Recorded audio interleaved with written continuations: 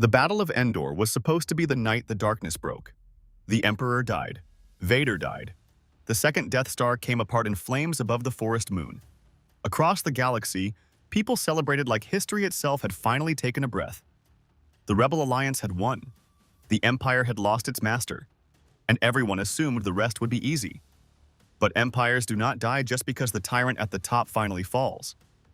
Sometimes they get meaner first. Sometimes they shatter.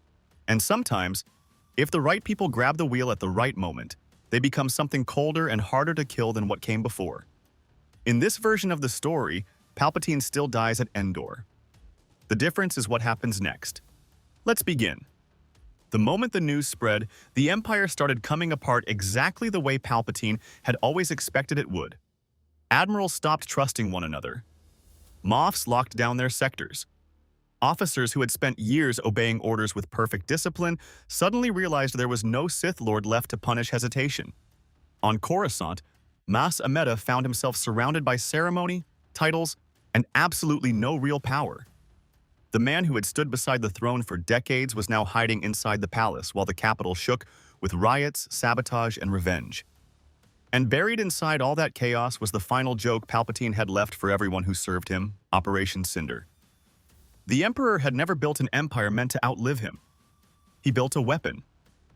If he could not rule the galaxy, then the galaxy, his worlds, and even his own regime would be punished for failing him.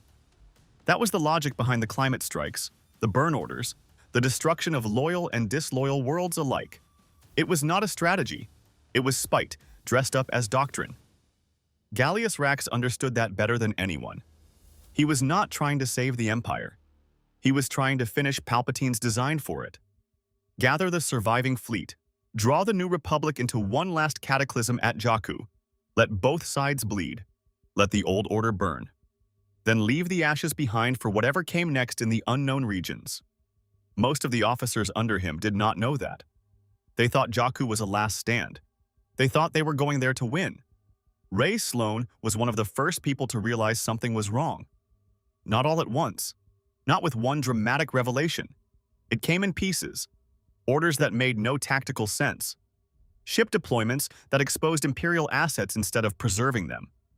Brutal wastes of manpower that looked less like desperation and more like intent. The deeper she looked, the uglier the picture became. Jakku was not a battle plan. It was a graveyard, being prepared in advance. And Rey Sloane had not spent her life climbing through the Imperial war machine just to die in a dead Emperor's tantrum. So when the fleet gathered above Jakku, she moved. She did not make a speech to the whole bridge. She did not try to win a political argument in front of a room full of officers trained to obey rank. She went straight to the center of the conspiracy. On the Ravager, in the last hours before the battle turned irreversible, Sloane confronted Rax face to face and forced the truth into the open.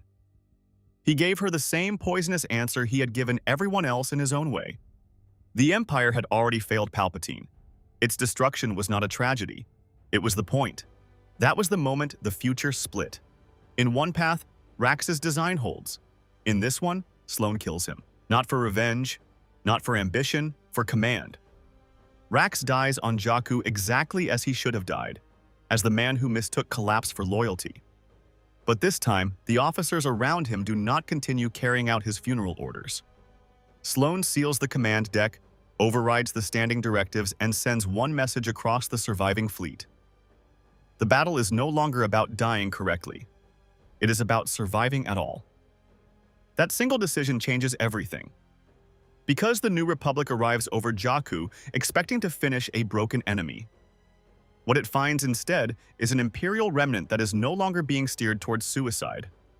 The wreckage fields are still there. The surface is still a brutal killing ground.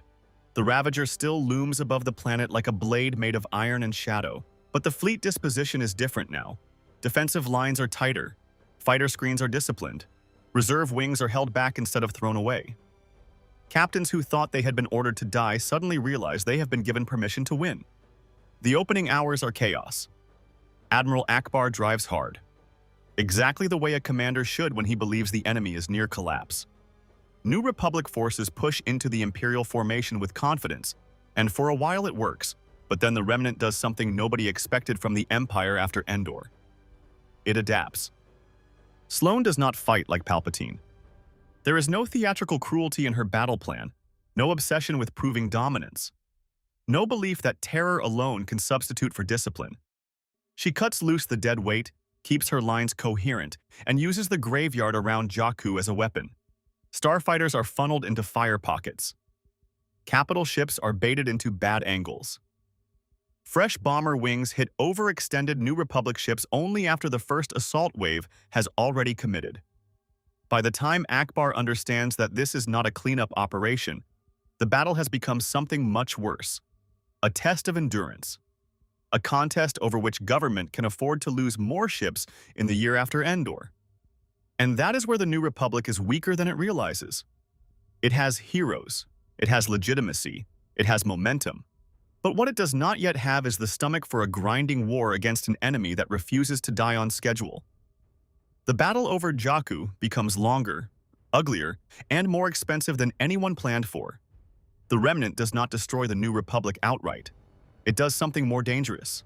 It survives, visibly and publicly. That alone is enough to fracture the story the galaxy had been telling itself since Endor.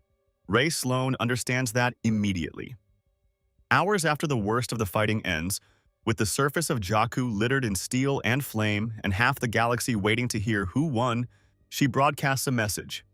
Not as Palpatine's heir, not as a new empress, as the officer who kept the Empire from being buried with its master. She says the words no Imperial leader had ever said aloud. Palpatine is dead.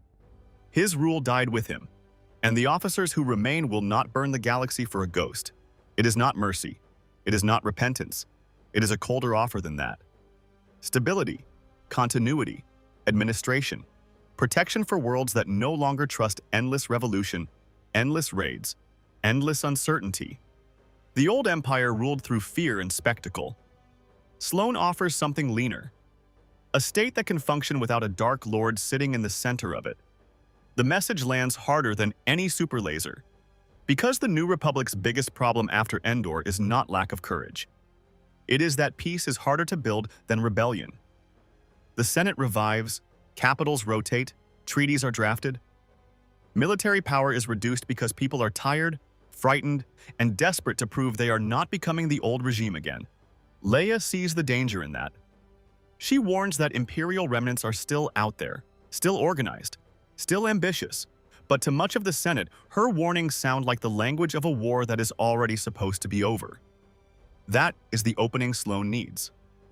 While the New Republic argues, the Remnant consolidates.